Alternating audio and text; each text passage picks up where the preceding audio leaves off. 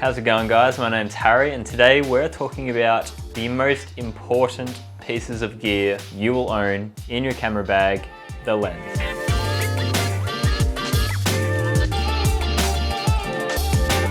When I started my journey in photography and video, I think like everybody else, I fell into the trap of thinking the camera was everything. I was on the internet, I was researching specs, I was like, how many frames per second can this one shoot? Slow motion potential in this one's so good. 960 frames per second, yep, that's on my list. And I had no idea at all about lenses, about focal lengths. And I actually ended up buying as my first camera, like a little Sony RX100 V, I think it was.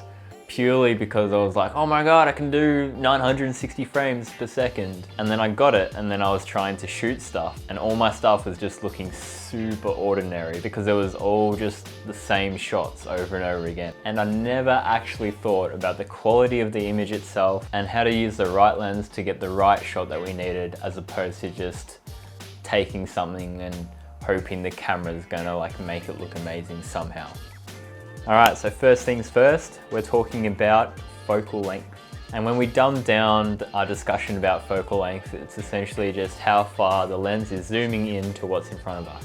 So with any good film, any good photo, you've got your wide shots, you've got your medium shots, and then you've got your tight shots or narrow shots or whatever you want to call them. Focal length is also kind of affected by the sensor size of your camera, but that's a whole other beast in itself. And so for the purpose of this video, we're just going to be talking about full frame cameras, which is what my camera is, the A7 III. A wide shot is usually anywhere between 16, 35 millimeters. Anything wider than 16, you might start to see your image become like a fishbowl, kind of like what you see in a GoPro or like a 360 camera, where like all the edges are just distorted and it just doesn't look real at all.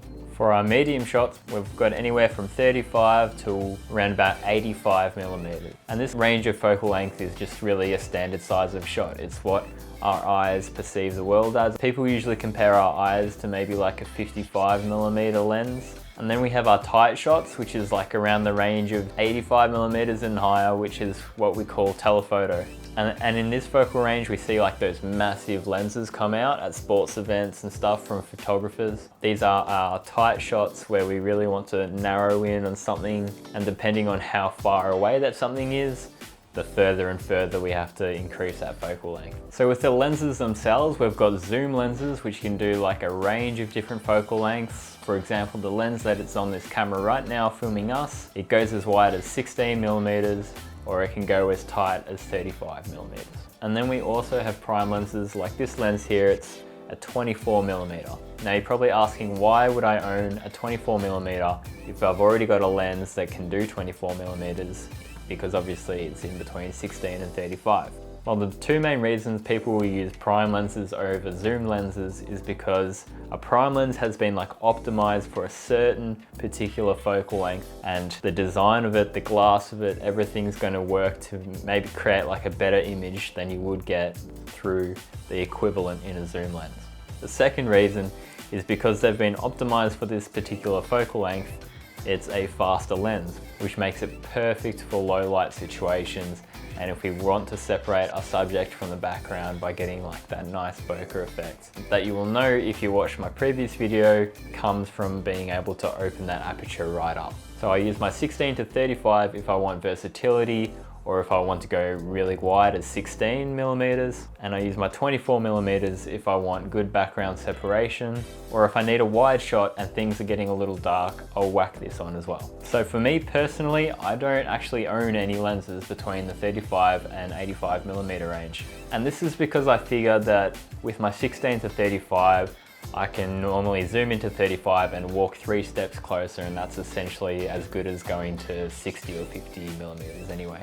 And with the money that I save by just walking around with my 16 to 35, I invest that money in other primes and my telephotos, like this one here, which is an 85 millimeter 1.8 lens. This bad boy, this is my favorite lens. This is a Sony G Master 70-200 2.8, and this lens is perfect for just getting details. And for me, details is just the thing that makes videos so good. You get your nice wide establishing shots with your 16 to 35, and then you explore the scene more with your 70 to 200, picking up all the finer details, telling your story, telling the story of the scene that you're in, and by using a different range of lenses for different shots is how you improve your videos and what separates the amateur filmmaker from the advanced one. So what about if you're starting out and you just want one lens that's gonna do most things that you want to do with a camera? So something like a 16 to 35, like on this camera now, 16-35. And then that way, if you want to capture like yourself in a room, or maybe you want to capture the vastness of a landscape, you've got that 16mm option there. And then 35mm is also a good focal length, and it's still relatively wide, but at the same time, you could use that as a portrait lens, no problem. So I guess I'll wrap this video up just by saying that good quality videos have like a lot of diversity in the different shots. So think about what type of shots you want to start putting into your videos, and then think about what lens is going to get you those shots, and that's how you decide what type of lens you should be buying next. So that's it for this video, guys. Hope you learned a bit about lenses and the importance they make to your videos. Have a good day, and I'll catch you in the next one. Cheers, bye.